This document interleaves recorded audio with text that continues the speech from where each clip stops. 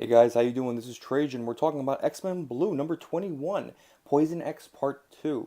This is the second part of the Poison X storyline. This was started in X-Men Blue Annual number 1 and is a follow-up to the Venomverse story arc from last summer.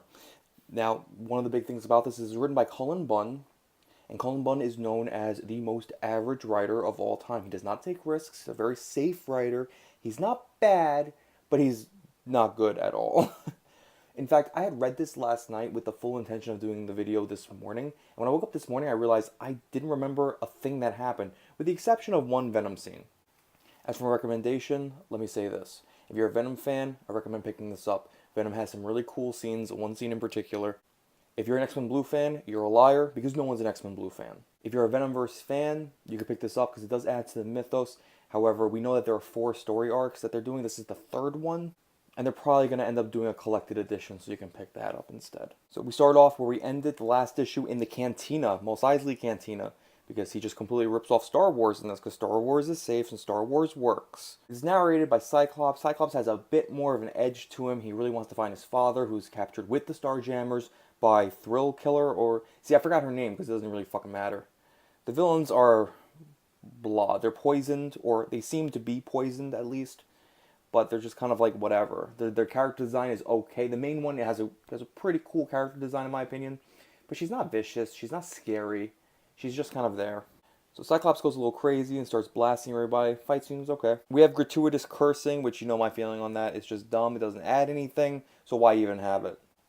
The one big thing about Venom is that when he's drawn not in his own comic, he doesn't have the large jaw, the long tongue, the gnashing teeth, the drool everywhere. He doesn't seem vicious. He kind of seems too clean. I was talking to somebody in my comments about this. He seems way too clean. He seems way too corporate.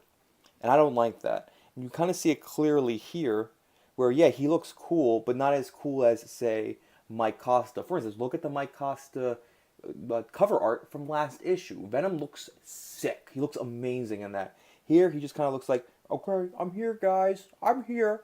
I'm Venom, haha, I'm gonna curse, because I'm edgy. This reminds me a lot of episode 4, where the spy, I guess he was following Luke and Obi-Wan and Han Solo, and reporting back to Jabba. This looks like Tatooine, but then we gotta go back to these freaks, and it's just like, anytime they're on the scene, it's not interesting. The writing is bleh. There's nothing wrong with it, but there's nothing good about it. Cyclops wants to find his father, and they're like, oh no, we have to bide our time, we have to wait. Oh my god, where's Venom? Then Venom shows up. He lets them know, by the way, you guys are running away from the poison, but they can smell you, because I can smell you. So you guys are kind of fucked. This was the cool scene I was talking about. He just completely ripped this guy limb from limb and left him hanging on the web. That's cool. That's cool. Alright. That made it, when I saw that, I was like, alright, this is worth it. But literally just because I'm a Venom fan, I like seeing shit like that. Another thing that's interesting is, and this is a Cullen Bunn issue, because Mike Costa kind of does this well, shifting between we and I, when Venom speaks, because sometimes the symbiote speaks for both of them, sometimes Eddie speaks for one of them, sometimes the symbiote just speaks for himself. Cullen Bunn seems to switch between the two for no apparent reason. You see Thrill Kill basically absorbing the life essence, or the energy, or the life pulse, she says the blood pumping, but of the Starjammers. Then we have them meeting up with Hayes Manser, who looks like... Who's that bounty hunter? Doesn't he look like that bounty hunter from Star Wars? I keep forgetting his name. Oh, it starts with a C. I definitely should have done research on this. He was in the Darth Maul comic, if anybody read that.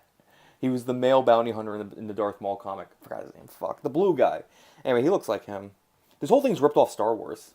Anyway, they have a fight scene that's kind of just like whatevs. And then this panel is pretty cool, actually. It turns out that they become Venomized, which, alright, fine, whatever, sure. So the next issue is them fighting as Venomized heroes, or villains, or anti-heroes. Whatever, it makes them slightly more interesting. This whole thing is just kind of whatever. So we have 5 parts, and then we have Venomized, and I think Venomized is the next Venomverse thing. So, I think Venomized is the invasion. So whatever. Like I said, there's nothing egregious about this. It's just kind of there. I thought the annual was really bad. There's nowhere near as many bad jokes. The analogies to Star Wars is really obvious. But at this point, they can probably just say, "Oh, it's so obvious. Come on, it's obvious we're paying homage to them." Whatever, fine, Cullen Bunn. Cullen Bunn, he's just not original. There's just nothing. There's nothing. Unless you're a Venom fan or a Venomverse fan, there's nothing driving you to buy this.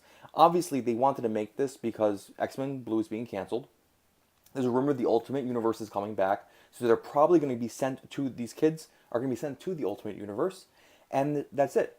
And that way we'll only have the one X-Men book from all the other X-Men, the ones who have died, coming back. Jean Grey, Wolverine, there's a rumor Cyclops is coming back, there's a rumor they're bringing back Uncanny X-Men, so we'll see what happens with that.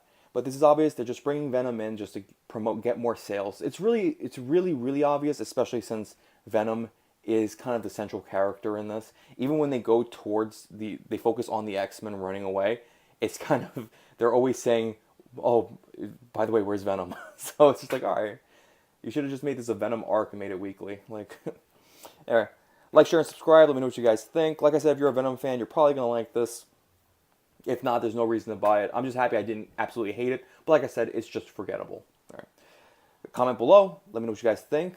You can follow me at Trajan Channel. I'll catch you guys later.